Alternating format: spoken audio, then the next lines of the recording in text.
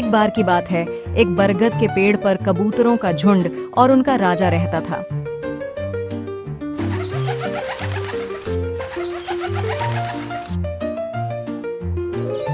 हर सुबह पूरा झुंड भोजन की तलाश में निकल जाता था।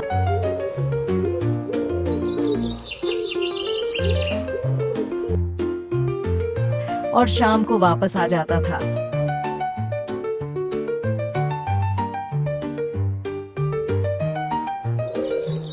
एक अच्छी सुबह वे सभी भोजन की तलाश में निकले। अचानक उन्हें जमीन पर बहुत सारा अनाज पड़ा हुआ मिला।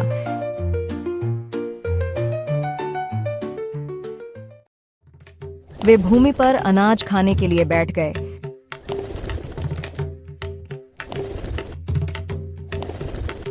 जब वे अनाज खाने लगे तो जाल में फंस गए।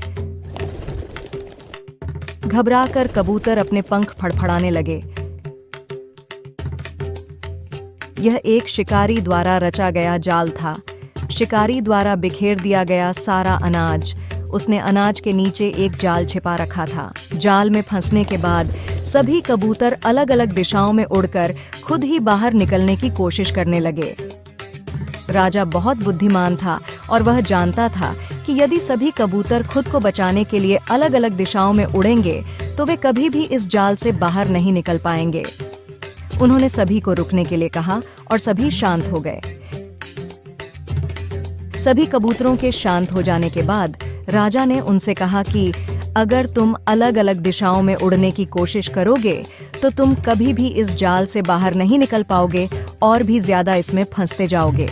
अगर तुम जाल से निकलना चाहते हो तो सभी कबूतर एक दिशा में एकजुट होकर जाल सहित उड़ जाएं।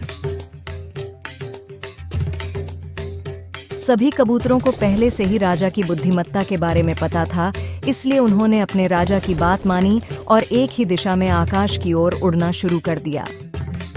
सभी कबूतरों के एक ही दिशा में उड़ने के कारण वे सभी जाल सहित उड़ गए।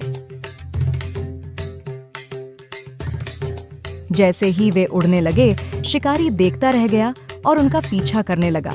कुछ दूर तक पीछा करने के बाद सभी कबूतर शिकारी की पहुंच से काफी दूर चले गए।